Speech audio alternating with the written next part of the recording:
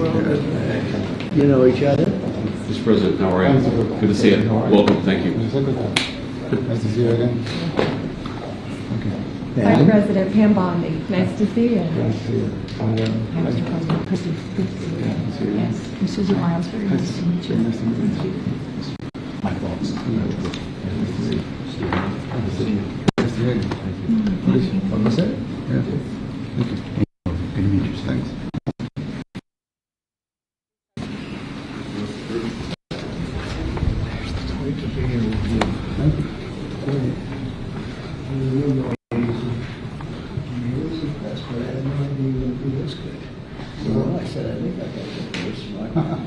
Yeah, no, it's very small.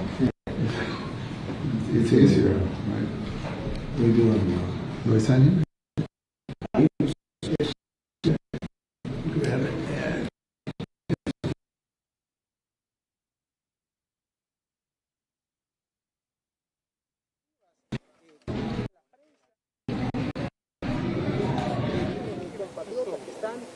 Fuera de la Casa Blanca esperando los resultados. Hola, ¿cómo están? Qué gusto saludarlos. Ahora mismo nos encontramos al interior de la Casa Blanca y específicamente en el ala oeste. Acá en este instante el presidente Nayib Bukele, como vimos, ya ingresó, ya fue recibido por el presidente Donald Trump y también la prensa. Eso es un dato muy importante que quiero compartirles. Este es todo un acontecimiento porque hay, por lo menos aquí mismo, a este sector, al lado donde nosotros nos encontramos, unas 80 o 100 cámaras de televisión, fotógrafos, periodistas nacionales, internacionales, gente de todos los medios de comunicación están acá porque no es para menos, es una reunión muy importante con el presidente Nayib Bukele, el presidente que, como todos sabemos, es el mejor evaluado en las encuestas a nivel nacional e internacional, y por supuesto también con el otro líder global, el presidente Donald Trump. Y justamente esta reunión promete muchas cosas importantes, muchos elementos trascendentales que a esta hora de la mañana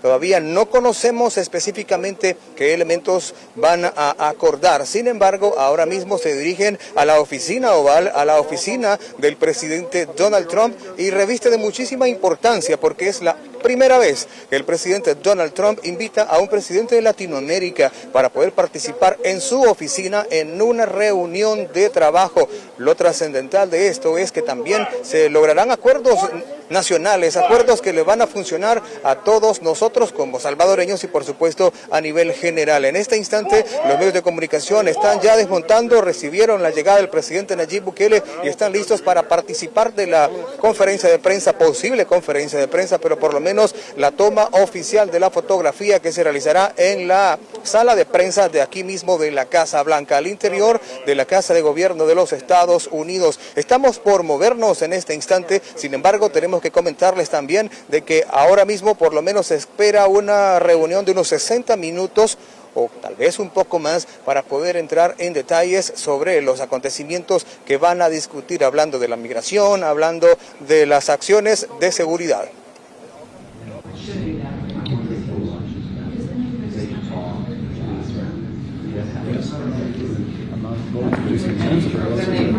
Demanded the people wanted to change everything, and they wanted. They demanded. They love you. They love what you do. You know, I'm not your supporter. I want them to do. You know, for homegrown criminals next. Yeah. I said homegrowns are next. The homegrown's built. You got to build about 5 more places. Yeah, that's big. All right.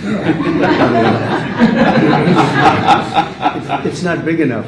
No, yeah. Come on. So this is a much different office than you remember. Look. This is done. Oh, you know what we'll do? Steve, you want to pull that curtain? He's appropriate to do it because he's doing such a good job. Thank you, Mr. President. You see it with television. Yeah, you put up the. Look at that. Yep, that's the original. Wow.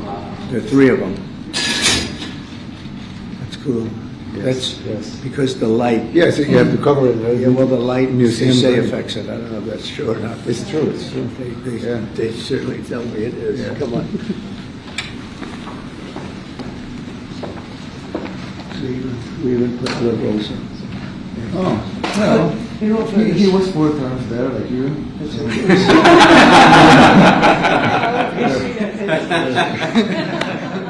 Yeah. Stand for long. Yeah. He's matured very nicely. He's a smart guy.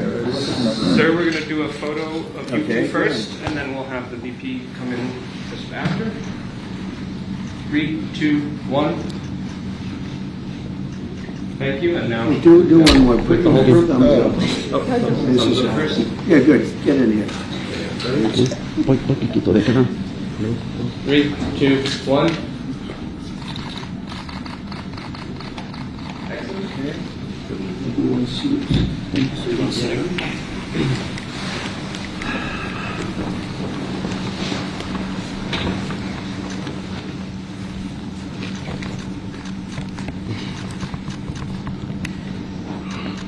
Thank you. Okay, go ahead. Take it down. This is your man, right? He's Yeah. supposed to be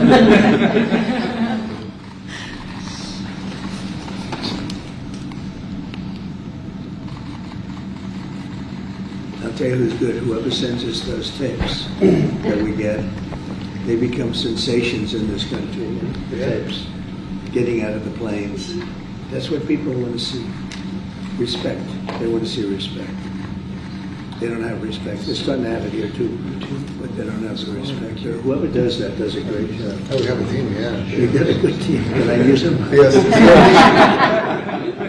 It's all yours. Even the sound, you know, Yeah. the whole deal. It's very It's good. like a movie. It's a movie. It's a soundtrack, but it's real. And Cecil B. DeMille. You ever hear of Cecil B. DeMille? Great movie. The great movie, the greatest of them all. But no, it's really, and I would say markup has a big impact. yes. It's all over. It's being played all over the place. Because they want to stop crime. They want to stop crime. Let's see what stop crime. It's the only way. Let them in, please. It's the only way. So you're just going to have a small group, a small gathering of Yeah. journalists. Super nice. They've got it. Oh, okay. The ratings like The ratings, I can they haven't been saying it. You give me the ratings. Exactly. You know, with Biden, with Biden, you have like one guy, hello. Really, really good.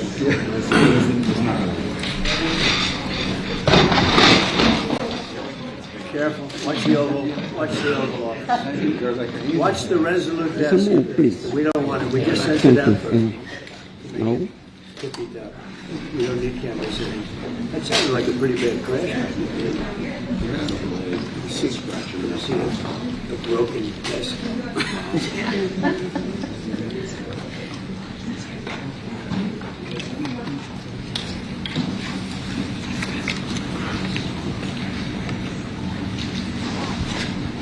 Well, thank you very much. It's an honor to have a friend of mine because we went through this together and got along very well for my entire period of time. So I knew him as a very young man. Now he's just a young man, and he's done a fantastic job. Mr. President, it's an honor to have you. You're doing incredibly for your country, and we appreciate working with you because you want to stop crime, and so do we. And it's very, very effective. And I want to just say hello to the people of El Salvador and say they have one hell of a president. Okay, and I mean that, and I know him well. I know him as a very young man, Marco, even younger than you. You know, he started pretty young. He'll always be younger. Young at heart. But I want to thank you for the great job you're doing. I appreciate it very much. Thank you. Well, it's an honor. We're very happy, and we're very eager to help. We know that you have a crime problem, a terrorism problem that you need help with. And we're a small country, but if we can help, we will do it. And we actually turned the murder capital of the world, that was the journalist college, right? Murder capital of the world, into the safest country in the Western Hemisphere. And, you know, sometimes they say that we imprisoned thousands. I like to say that we actually liberated millions. So, you know, like, It's very good. Who gave him that line. Do you think I can use that? In fact, Mr. President, you have 350 million people to liberate. Yeah. But to liberate 350 million people, you have to imprison some. That's the way it works, right? You cannot just free the criminals and think crime is going to go down magically. You have to imprison them so you can liberate 350 million Americans that are asking for the end of crime and the end of terrorism. And it can be done. I mean, you're doing it already. And I'm sure that people have seen the change in the streets. A long way to go because you're just initiating your second term. But it's clear that with the numbers at the border, even in Democrat-run cities, they get a help from the work you're doing. So I'm really happy to be here, honored, and eager to help. Well, we had a terrible thing happen. We had an administration that allowed people to come in freely into our country from not only South America, but from all over the world. Many from the Congo in Africa, Asia, all over the world, Europe, rough parts of Europe. And they came from prisons, and they came from mental institutions, and they came from gangs, and the gangs of Venezuela and other places. And hundreds of thousands and even millions of them came. 21 million people altogether, but many of the people that came, just a tremendous percentage of them were criminals, in some cases violent criminals. We had 11,088 known murderers. Half of them murdered more than one person. This was allowed by a man who, what he did to our country is just unbelievable. So we're straightening it out, we're getting them out. But what they did and what that party did to our country, open borders, anybody could come in. As soon as I heard that, I said, every prison is going to be emptied out into our country. That's what happened. And we're straightening it out, and we just had numbers. We had the highest recruiting numbers in the history of our country going into police departments. And a year ago, we had the lowest numbers. You couldn't hire The biggest change. Yeah. Nobody's From ever the lowest to the highest. And the military now, Marines, the Army, Air Force, Coast Guard, every slot is, we have the best numbers we've ever had. We call it recruitment numbers. And we've never had anything like it. We had records on at every single level. But very important, the policemen. The policemen are joining forces now that we really were having a hard time with policemen because we weren't protecting our police. Yeah. And we cherish our police. The police are great, and the firemen and everybody else. But we have the highest numbers that we've ever had, the most enthusiasm. Great enthusiasm on trade and other things. We're doing great. We're taking in billions and billions of dollars. We made, 2 weeks ago, I gave them a little bit of a pause because, you have to show a little flexibility. We go back to what we have to do. The markets have been very strong once they got used to it. But we were losing $2 billion a day. There's no company big like this. This is the biggest deal ever made. Now we're making $3 billion a day. We're a great country, but we had stupid people running this country, and I can say it. But what they've done to us at the border should never and can never be forgotten. It's a sin, what they did, and you are helping us out, and we appreciate it. Thanks. Actually, what you're doing with the border is remarkable. It has dropped, 95%? It's incredible. Okay. As of this morning, 99%, 99.1% to be exact. Why are those numbers not in the media? Well, they get out with the fake news, like CNN over here doesn't want to put them out because they don't like putting out good numbers. They don't like putting out because I think they hate our country actually.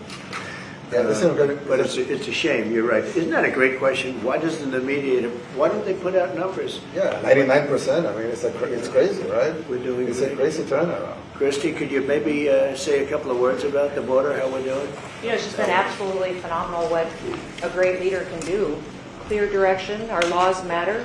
We should only have people in our country that love us, and the Border Patrol and our ICE officers and law enforcement officers have done fantastic work. So we're proud of them. Now we just need to get the criminals and murderers and rapists and dangerous gang members and terrorist organizations out of our country. So, Mr. President Bukele, we thank you very much for your partnership It has been wonderful for us to be able to have somewhere to send the worst of the worst and someone to partner with.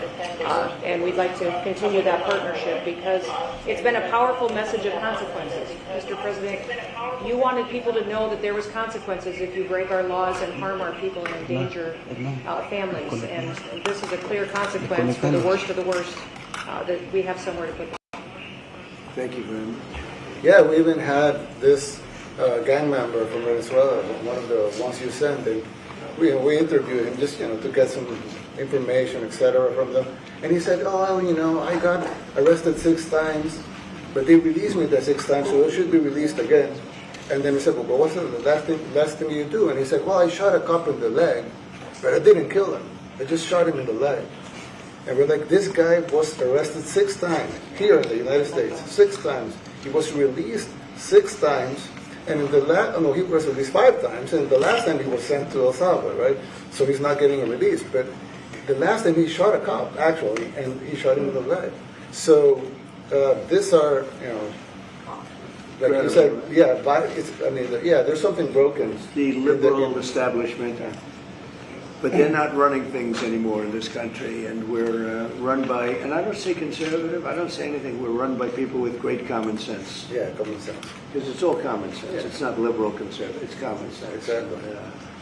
Like, do you allow men to play in women's sports? Do you allow men to box your women and box? Because I know you have a lot of boxing. That's violence. That's abuse of violence women. against women. It's abuse of Totally.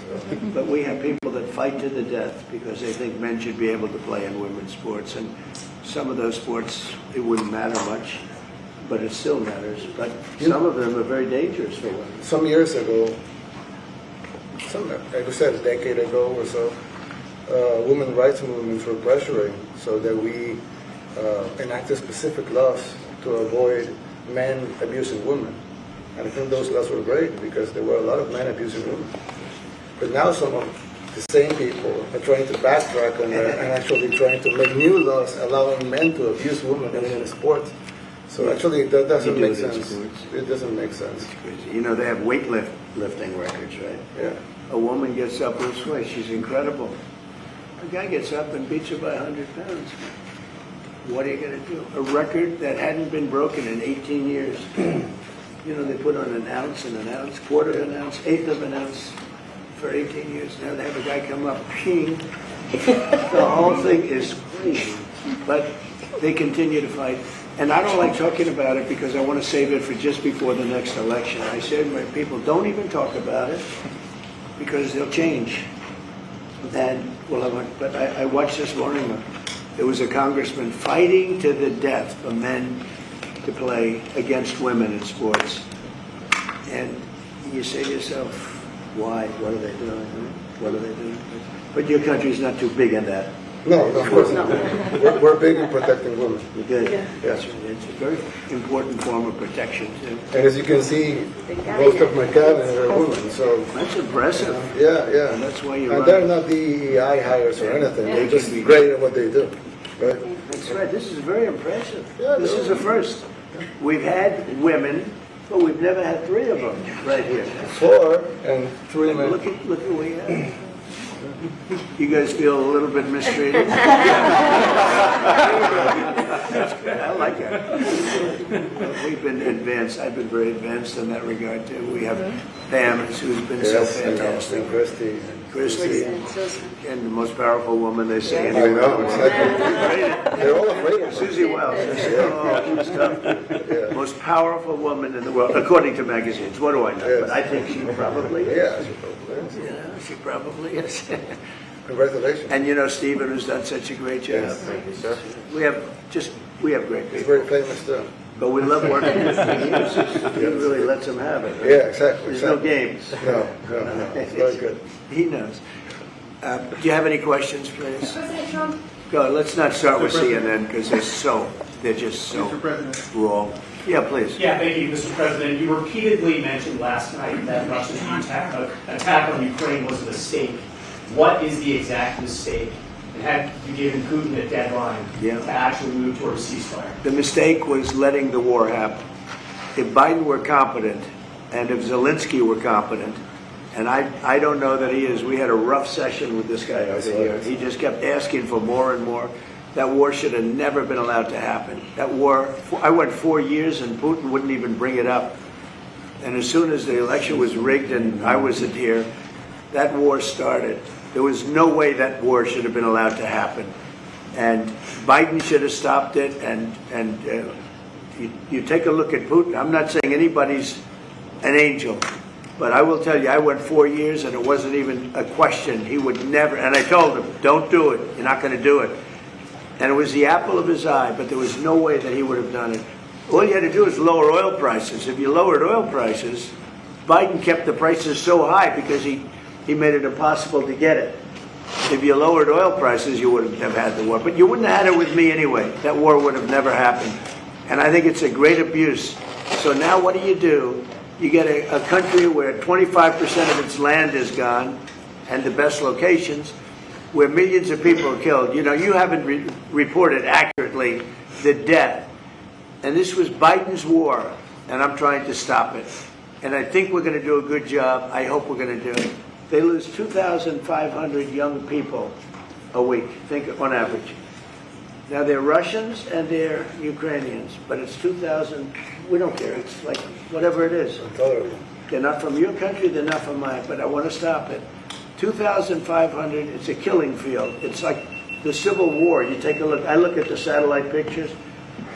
This should not be happening in our time. Of course, our time can be pretty violent, as we know. But that's a war that should have never been allowed to start. And Biden could have stopped it, and Zelensky could have stopped it, and Putin should have never started it. Everybody's to blame. Have you spoken to President Zelensky, sir, about his offer to purchase more Patriot missile batteries? Oh, I don't know. He's always looking to purchase missiles. You know, he's against. Listen, when you start a war, you got to know that you can win the war. Right? You don't start a war against somebody that's 20 times your size and hope that people give you some missiles. If we didn't give them what we gave, remember, I gave them javelins.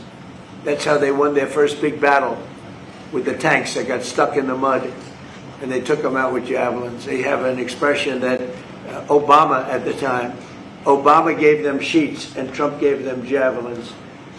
But there's something that should have never happened. It's a really shame. The towns are destroyed. Towns and cities are, largely destroyed. They have the spires, the beautiful spires that go up. They say that we're the most beautiful in the world in Ukraine for whatever reason, but the most beautiful in the world, they're mostly laying on their side, shattered and broken. And most importantly, you have millions of people dead. Millions of people dead because of 3 people. I would say 3 people. Let's say Putin, number 1, but let's say Biden, who had no idea what the hell he was doing, number 2, and Zelensky. And all I can do is try and stop it. That's all I want to do. I want to stop the killing. And I think we're doing well in that regard. I think you'll have some very good proposals very soon. Last question, sir. Have you attributed a motive, sir? Have you attributed a motive through the FBI investigation behind the attack on Governor Josh Shapiro over the weekend? No, I haven't, but the attacker was not a fan of Trump, I understand, just from what I read and from what I've been told. The attacker basically wasn't a fan of anybody. It's probably just a whack job. And certainly a thing like that cannot be allowed to happen. Good relation with President Bukele, the best guarantee that this time you won't terminate the temporary. I have a great relationship with this man. I have the best relationship with him. We've known each other. I've known him since he was a very young man, as I said, very, very young, and I was impressed. I said, look at this guy is. In fact, you sort of look like a teenager. You look like a teenager. I said, I don't know if that's good or bad, Mr. President. He grew up well in the last 5 years. Do you support the extension for nationals of El Salvador under I support him. status? Do you plan to ask him? How important is it for you to send people? Go ahead, let's hear the question from this very low-rated anchor at CB. Thank you, President Trump. Do you plan to ask President Low-rated. Bukele to help return the man who your administration says was mistakenly Which one is it? deported? The man who was mistakenly deported to El Salvador? Well, let me ask Pam, would you answer that question? Sure, President. First and foremost, he was illegally in our country. He had been illegally in our country. And in 2019, two courts, an immigration court and an appellate immigration court, ruled that he was a member of MS-13 and he was illegally in our country. Right now, it was additional paperwork had needed to be done. That's up to El Salvador if they want to return him. That's not up to us. The Supreme Court ruled, President, that if, as El Salvador wants to return him, this is international matters, foreign affairs, if they wanted to return him, we would facilitate it, meaning provide a plane. So will you return him, President Bukele? You are doing a great job. Thank you, President. Stephen Miller, wait a minute. Could you just also respond to that question? Because, you know, it's asked by CNN, and they always ask it with a slant, because they're totally slanted, because they don't know what's happening. That's why nobody's watching them. But would you answer that question also? Yes, gladly. So, as Pam mentioned, there's an illegal alien from El Salvador. So, with respect to you, he's a citizen of El Salvador.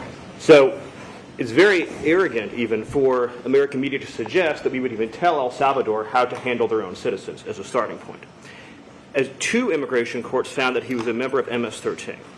When President Trump declared MS-13 to be a foreign terrorist organization, that meant that he was no longer eligible under federal law, which I'm sure you know, you're very familiar with the INA, that he was no longer eligible for any form of immigration relief in the United States.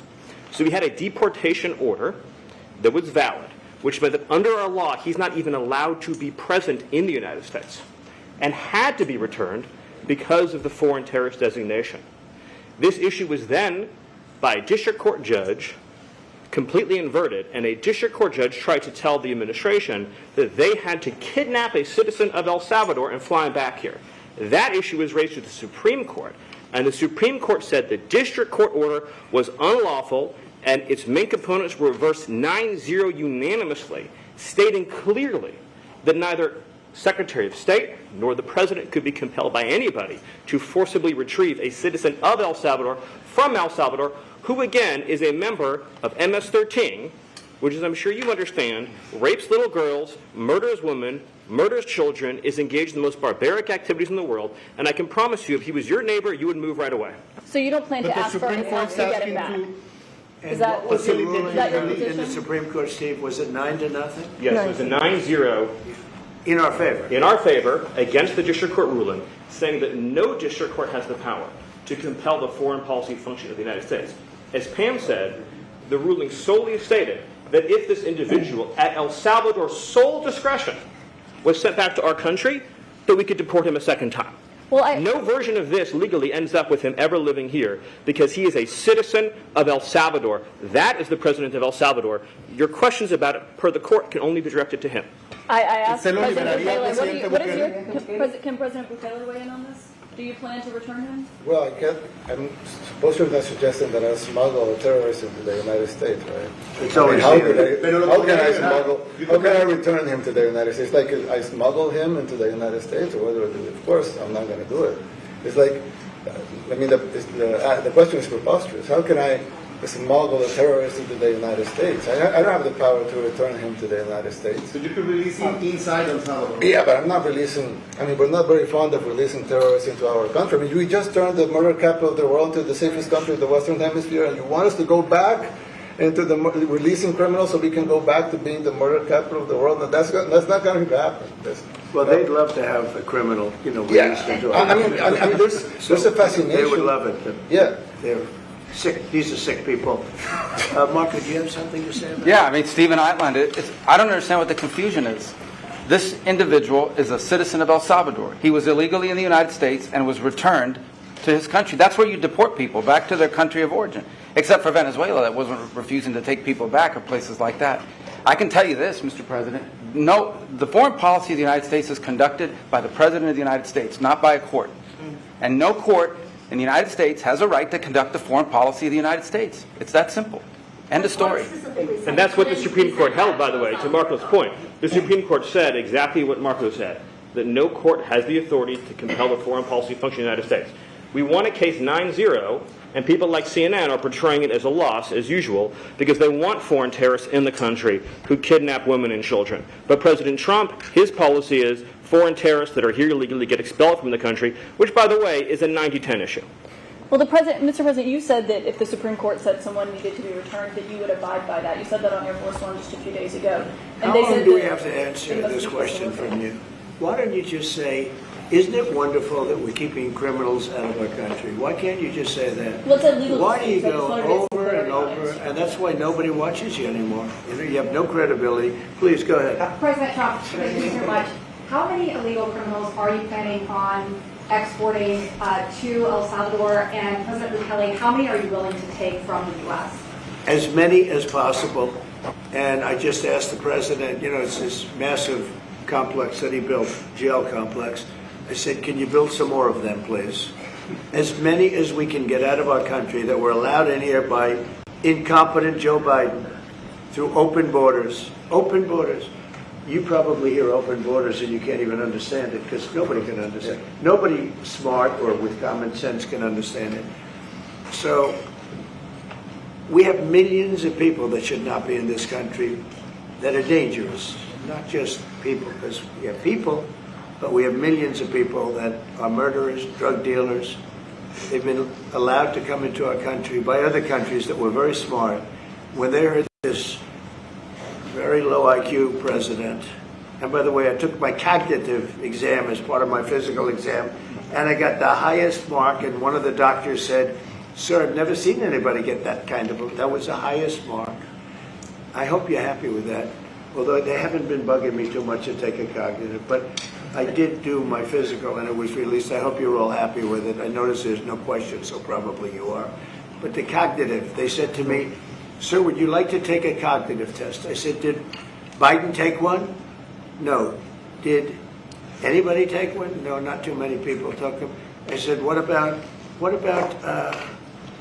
Obama? Did he take one? No, he didn't take one either. I said, let me be the only one to take one.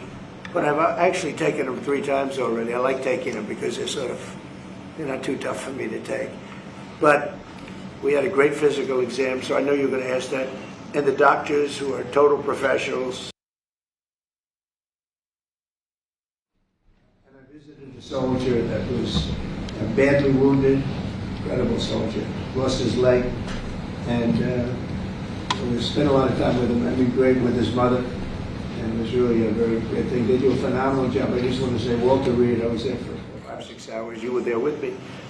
But I took a full physical and it came out perfecto, so that's good. And she's got me for a little longer.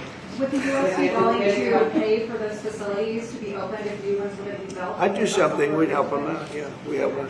They're great facilities, very strong facilities, and they don't play games. I'd like to go a step further. I mean, I said it to Pam. I don't know what the laws are. We always have to obey the laws, but we also have homegrown criminals that push people into subways, that hit elderly ladies on the back of the head with a baseball bat when they're not looking, that are absolute monsters. I'd like to include them in the group of people to get them out of the country, but you'll have to be looking at the laws on that, Steve, okay? How essential is it for you guys to be locking up these prisoners? And do you think more presidents should follow suit like you guys as far as taking a hard stance on crime here in the United States? Well, I do. I think everybody has to. The president said it better than anybody. He said, you know, you have liberty and you have liberty, but to have liberty, not everybody is going to be good. And, you know, some are bad because they're sick. They're mentally deranged. They're bad. Why do you think then you have to take them, if you're going to have a country, you're going to have to take those people out. And we've been doing that. But this was like an unforced error, they would call it, where we had people that may hate our country, or maybe they're just stupid people. I think they're probably stupid people more so. A lot of people said they did it for the vote. But I did better with Hispanic people than they did, because they always use Hispanic. I did better. You people love me. I saw my poll numbers in your country up through the roof, right? 91%. Some people think they do it for the vote. But they don't have to do it for the vote. They cheat, you know. They're professional cheaters. That's about the only thing they do well. So we just have had a great relationship, and it's become bigger because of a strange thing that happened. You know, I came back. We had no war in Ukraine.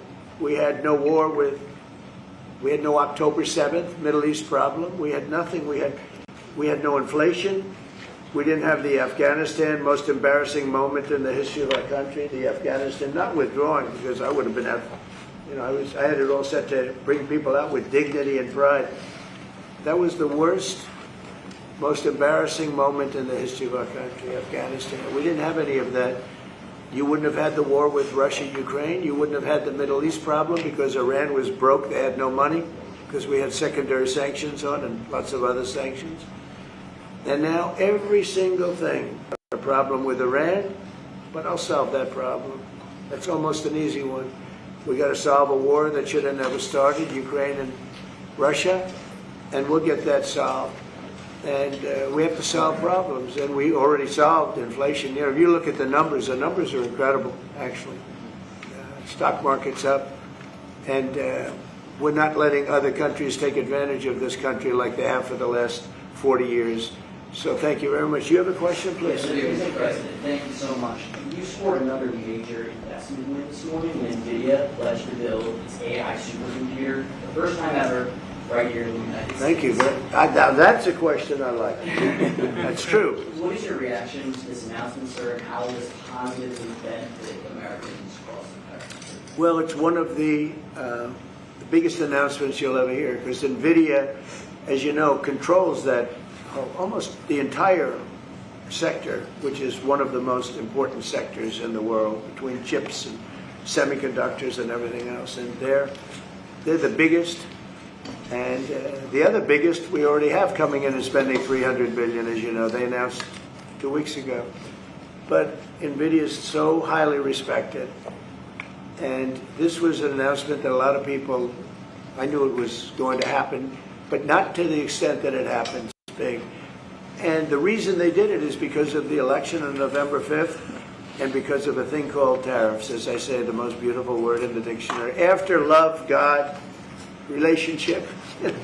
The press actually hit me. I said, tariff is the most beautiful word in the dictionary. What about family, love, God?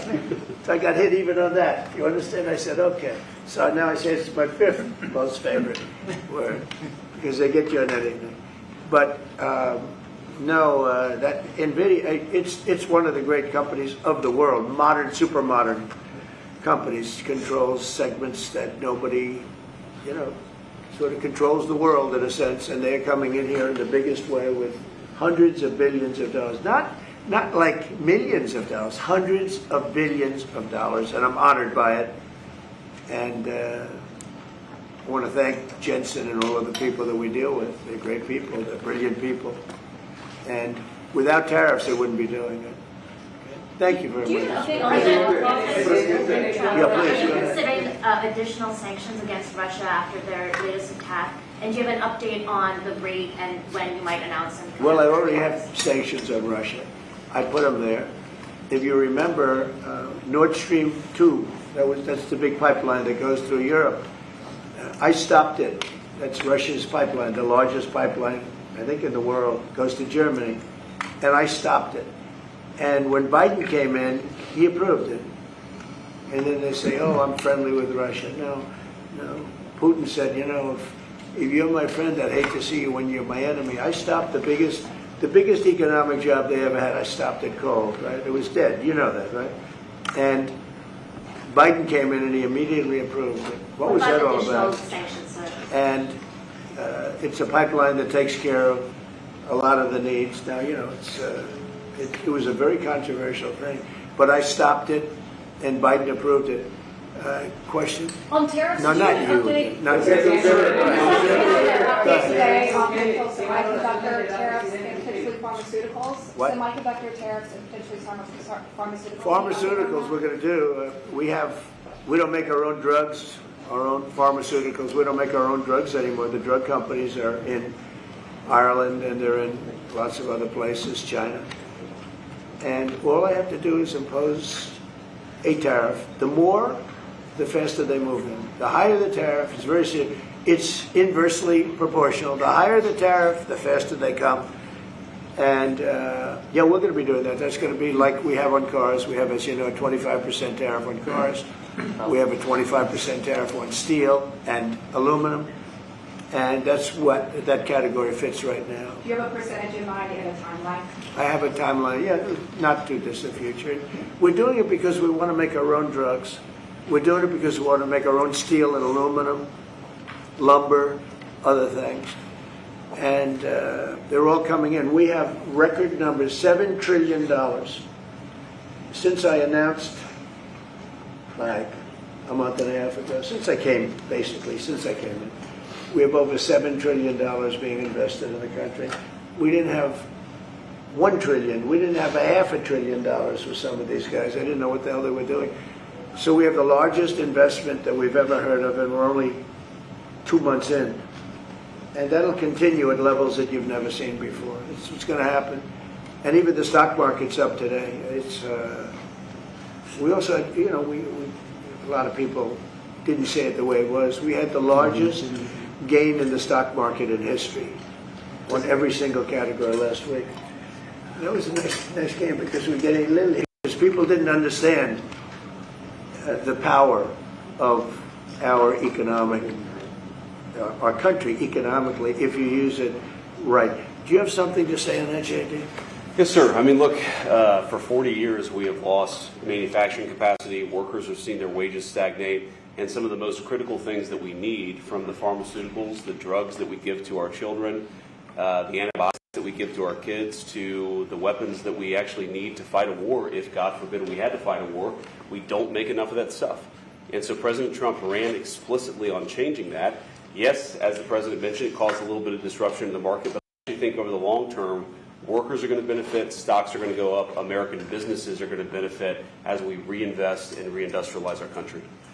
And the auto workers and the Teamsters and all of the unions, you know, not traditionally Republican, but I'm winning those unions by, we're up 40, 50 points on the Democrats. They're losing everything.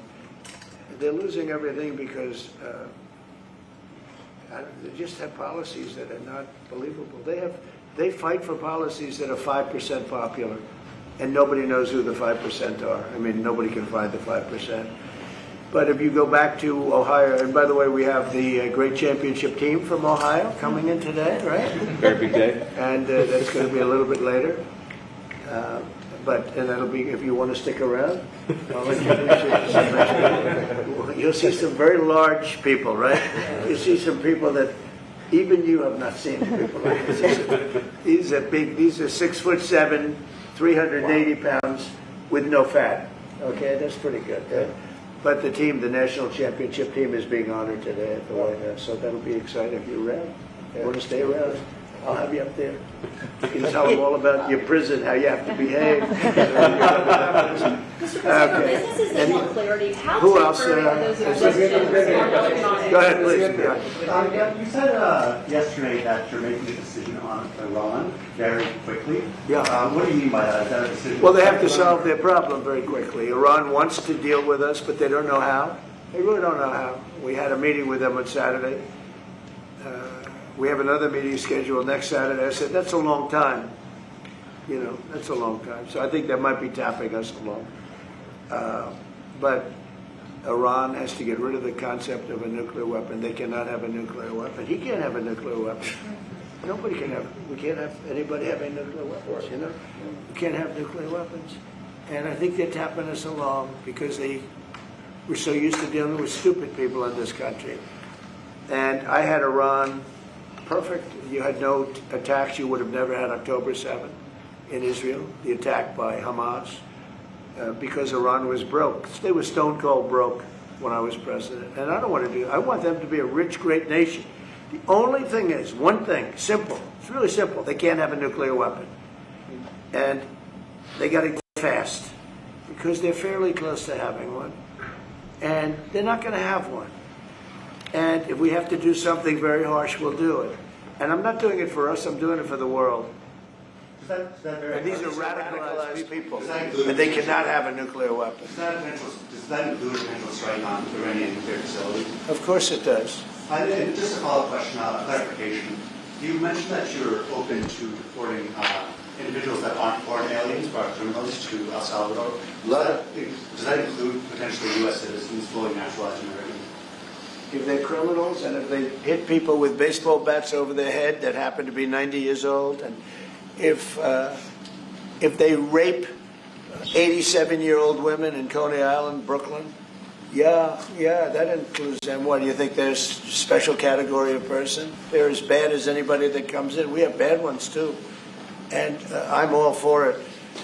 Because we can do things with the president for less money and have great security. And we have a huge prison population. We have a huge number of prisons, and then we have the private prisons, and some are operated well, I guess, and some aren't. But he does a great job with it. We have others that we're negotiating with too. But no, if it's a homegrown criminal, I have no problem. Now, we are studying the laws right now. Pam is studying. If we can do that, that's good. And I'm talking about violent people. I'm talking about really bad people. Really bad people. Every bit as bad as the ones coming in. And I made the statement when I heard about this a long time ago now, 4 years ago. When I heard that this guy was having open borders, I said every single criminal from all over the world is going to be dumped into our country. And that's what happened. The jails of the Congo were emptied out. The jails of Venezuela were emptied out. And you know what happened? Their crime went way down. But now Venezuela has other problems. You know what the problem is? They have no money. Yeah. Because I shut off their oil, and we put secondary tariffs because they're not doing what's right over there. They know what to do. We spoke to them. I spoke to them. They know what to do. But they have no money. Venezuela has no money. But Iran had no money. And Iran behaved so beautifully. And then Biden took all those secondary tariffs and tariffs on. I told China, you can't buy oil. If you buy oil from Iran, China, I told it to President Xi, then we no longer want you to do business with the United States of America. And those ships disappeared from the harbor so quickly. China. Get along great with China. Are the talks with Iran productive? Do you want to continue that? What? The talks with Iran, do you believe those are productive? Do you want to continue that? I think Iran could be a great country as long as it doesn't have nuclear weapons. If they have nuclear weapons, they'll never get a chance to be a great country. They will never get a chance. It won't even come close. Sir, on tariffs. Yeah. Yeah, thank you. Yesterday you mentioned short-lived product exemptions. Which specific products are you considering, and how long is short-lived? Weeks, months? I'm looking at something to help some of the car companies where they're switching to parts that were made in Canada, Mexico, and other places, and they need a little bit of time because they're going to make them here, but they need a little bit of time. So I'm talking about things like that. What about any Apple products, other cell phones? Look, I'm a very flexible person. I don't change my mind, but I'm flexible. And you have to be. You just can't have a wall and you'll only go. No, sometimes you have to go around it, under it, or above it. There'll be maybe things coming up. I speak to Tim Cook. I helped Tim Cook recently, and that whole business. I don't want to hurt anybody, but the end result is we're going to get to the position of greatness for our country. We're the greatest economic power in the world if we're smart. If we're not smart, we're going to hurt our country very badly. We lost with China over the Biden years trillions of dollars on trade. Trillions of dollars. And he let them fleece us. And we can't do that anymore. And you know what? I don't blame China at all. I don't blame President Xi. I like him. He likes me. I mean, who knows? Who the hell cares? Do you have any updates on talks? But you know what? China? What? Do you have any updates with talks with China? Let me just tell you this. I don't blame China. I don't blame Vietnam. I see their meeting today. Is that wonderful? That's a lovely meeting. They're meeting like trying to figure out how do we screw the United States of America. Don't forget, the European Union was formed to do just that. The European Union was formed to hurt the United States and on trade. And they get us on NATO because they don't pay their bills. But now, since I got involved, they have been paying their bills. I took in over $600 billion for NATO. Nobody took in anything. I mean, they were all delinquent. They had 8 nations out of 28 paid their bills. The rest of them were way delinquent. And I said, if you don't pay your bills, we're not going to protect you anymore. And the money poured in, over 600. The Secretary General last week made that statement. He said, I've never seen anything like it. We couldn't get anybody to pay because the United States was footing the bill for NATO. Well, we got hurt there, and we got hurt on trade, likewise, European Union. And they've got to come to the table. And they're trying to. They're trying to. But the European Union has taken terrible advantage. They don't take our food products. They don't take our cars. We have millions of their cars, BMW, Volkswagen, Mercedes-Benz, many others. They come in by the millions. They don't take. There are no Chevrolets in Munich, I can tell you that. I said to Angela Merkel, and when she was there, as she was letting millions of people infiltrate Germany, which was not so good from, we would call them illegal immigrants, but she made them legal. But I said to her, and I get along with her very well, I said, how many Chevrolets do we have in Munich or Frankfurt? Why, none, Donald, none. I said, you're right. And yet we take in millions and millions of cars. No, those days are over. Okay, thank you very much, everybody. Thank you, press. Thank you, press. Head out the door. Thanks, guys. Let's move out. Thank you. Thank you, press. Thank you, press. Move out. Thank you. Out this door. Thank you, press. Let's go. Let's go. Thank you. Let's go. Let's go.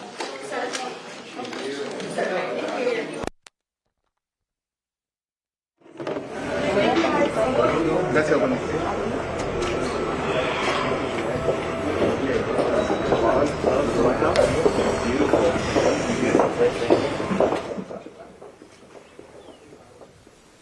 De lo que ocurrió dentro de la oficina oval en la Casa Blanca, este encuentro histórico, una fecha histórica en la que el presidente Nayib Bukele sostuvo esta reunión tan importante, acompañado de sus ministros, la embajadora, la secretaria de Comunicaciones, dentro de la Casa Blanca con el presidente Donald Trump, el secretario de Estado Marco Rubio, el vicepresidente J.D. Vance. Parte de los temas que se han hablado, bueno, el mismo presidente Donald Trump mencionaba, tienen un presidente genial, un mensaje para los salvadoreños sobre pues la popularidad que goza el presidente Nayib Bukele, como ya sabemos, uno de los líderes mejor evaluados por parte de los salvadoreños. También mencionaba, este es el momento de las mejores relaciones. Él mencionaba que tiene excelentes relaciones con el presidente Nayib Bukele y esto pues obviamente se muestra a través de esta reunión. Es uno de los pocos líderes que se ha reunido con el presidente Donald Trump acá en la Casa Blanca durante su segundo mandato. Sabemos de que ya habían tenido un encuentro previo hace algunos años y en esta ocasión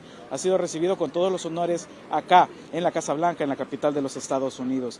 El presidente Nayib Bukele mencionaba, El Salvador era la capital mundial de los homicidios. Ya sabemos durante 2016 un récord de criminalidad que existía en el país y cómo a raíz de la llegada del presidente Nayib Bukele a la presidencia en 2019, esta espiral de violencia ha ido decreciendo gracias al éxito del Plan Control Territorial implementado por su Gabinete de Seguridad y, por supuesto, el régimen de excepción que se ha aprobado en coordinación con la nueva Asamblea Legislativa. Está dando como resultado estas cifras de criminalidad que se han reducido en nuestro país. También el presidente Bukele mencionaba, los Estados Unidos tienen un problema con la criminalidad, tienen un problema con el terrorismo que El Salvador puede ayudarles a resolver. El Salvador puede darles alguna ayuda porque ya lo ha logrado, ya ha tenido éxito esta estrategia de seguridad en El Salvador y también respondía a algunas de las críticas que se han realizado con anterioridad. Muchos hablan de que se han encarcelado a cientos de personas, pero la realidad, dice el presidente Bukele, es que se han liberado a miles de salvadoreños de las garras de la criminalidad en nuestro país y, por supuesto, este modelo exitoso con medidas probadas y soluciones que han dado resultado está también al servicio de la Casa Blanca acá en los Estados Unidos. También escuchábamos parte de los detalles, ¿no? Cómo el presidente Bukele elogiaba la reducción en las cifras de migración en la frontera sur de los Estados Unidos, un tema que tal vez no ha sido muy retomado por los medios internacionales, pero que sin duda ha acaparado también esta parte de la reunión y el presidente Bukele celebraba que el presidente Trump haya reducido la migración irregular en más del 90%. Parte de los temas que se han tratado en esta visita histórica, una reunión que ha durado pues un poco más de una hora o cerca de una hora, y que sin duda ha tenido la atención de los medios internacionales, una sección de preguntas y respuestas en la que también se abordaban temas domésticos de la política estadounidense, pero que no ha pasado por alto la importancia de este encuentro, el combate a la criminalidad tanto en El Salvador como el apoyo que se está recibiendo de parte del gobierno del presidente Nayib Bukele a esta segunda administración del presidente Donald Trump. Vamos a esperar qué es lo que ocurre en el desarrollo de esta agenda. Sabemos de que dentro de la oficina oval, como decíamos, está el ministro de la Defensa y el ministro de Seguridad, así como también la canciller y la embajadora de El Salvador acá en los Estados Unidos, por supuesto la secretaria de Comunicaciones, y sin duda va a haber una agenda posterior a este encuentro en diversas instituciones acá en los Estados Unidos, donde se va a profundizar esta cooperación, se va a estrechar este vínculo entre ambos países, cómo El Salvador está pues siendo ya un referente, cómo está siendo punta de lanza para brindarles también algún tipo de soluciones al gobierno de los Estados Unidos y mostrar el camino de cómo ha sido exitoso en El Salvador este modelo. Nosotros nos encontramos a un par de metros de la Casa Blanca, está cercado, como pueden observar, el acceso peatonal debido a que posterior a esta reunión, pues el presidente Nayib Bukele se desplazará desde la Casa Blanca hasta la Casa Blair, que es el lugar donde se hospedan los dignatarios que vienen y visitas oficiales que se alojan acá en Washington, D.C. Y por supuesto hay un ambiente donde hay mucha curiosidad. Muchas personas nos preguntaban qué es lo que estaba pasando y nosotros decíamos la visita oficial del presidente Nayib Bukele. Héctor Peñate ha estado dentro de la Casa Blanca. Él estuvo también dándole seguimiento a esta reunión, ha tenido el privilegio de estar en la Casa Blanca y por supuesto nos tiene más detalles de lo que ha ocurrido, de la cobertura internacional que se ha dado a esta reunión y por supuesto estamos esperando que pues nos dé más detalles de qué es lo que ha ocurrido, cómo se ha dado esta reunión, que por cierto fue bastante ligera, bastante jovial, hubo un ambiente pues bastante cálido. Héctor, tú estuviste ahí, cuéntanos cómo ha sido la reunión, cómo ha sido este encuentro. Así es, Salomón, interesante porque definitivamente hay muchas cosas de las que platicaron, temas domésticos, temas que atañen exactamente a los estadounidenses y por supuesto también sobre el ejemplo que representa El Salvador a nivel internacional y ahora mismo el presidente Donald Trump está refrendando esa actividad. Dijo algunas palabras importantes, que estaba respaldando al presidente Nayib Bukele en muchas de las acciones que realiza. Esto le da muchísima trascendencia porque al final de cuentas es necesario que El Salvador conozca, que el mundo entero sepa qué es lo que está sucediendo en nuestra nación, sobre todo los cambios. Ahora prácticamente damos por sentada la seguridad, pero todo depende de un gran trabajo, de una amplia actividad que ha tenido el presidente Nayib Bukele desde el 2019 cuando llegó a la presidencia de la República. Ahora mismo estamos muy cerca de los 900 días sin homicidios, estamos muy cerca también de erradicar completamente el accionar de las pandillas y justamente recién salimos de la oficina oval junto a los presidentes donde en este instante se han quedado ellos en carácter privado junto a sus dos comitivas, pues en este momento esto es lo que es más importante. De hecho, la prensa es bastante activa en ese sentido y muchos han estado preguntando qué es lo que está pasando en El Salvador y que si de alguna manera se está retomando algunos ejemplos que en nuestro país y desde la presidencia del presidente Nayib Bukele se pueden ejecutar en esta nación de los Estados Unidos. Por supuesto, el presidente Nayib Bukele sostendrá más tarde otros encuentros y de acuerdo con la embajadora de El Salvador en Washington, Milena Mayorga, nos estaba revelando un poco de la agenda que van a desarrollar. Después tienen un almuerzo entre los funcionarios más cercanos, entre el presidente Donald Trump y también el presidente de la República, Nayib Bukele. Sobre todo, esta reunión se va a extender incluso después de que el presidente Nayib Bukele abandone la Casa Blanca. Sus respectivas comitivas van a establecer actividades y reuniones interesantes entre ambas delegaciones y especialmente específicamente no solo hoy, sino que también 2 días después habrá otros encuentros y otros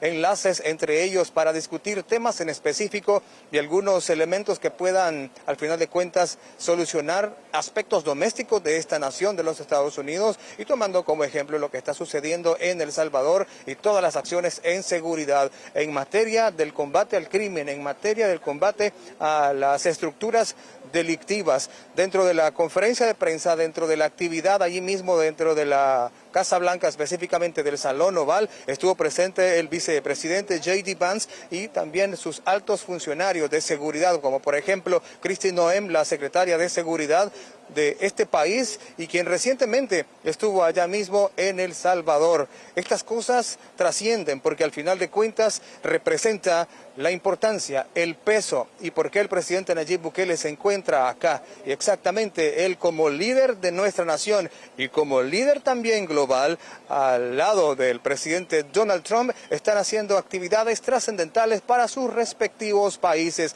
Nosotros continuamos dentro de la Sala Blanca, de la Casa Blanca mejor dicho, y dentro de la Sala Oval se mantienen los funcionarios como les estoy comentando. Así es que con estos enlaces que hemos realizado junto a Salomón Rugamas despedimos la transmisión en este instante, pero por supuesto tenemos muchas cosas más de qué hablar sobre la actividad obtenida y sobre las declaraciones de ambos presidentes ahí mismo en la oficina, en el despacho presidencial del gobernante Donald Trump.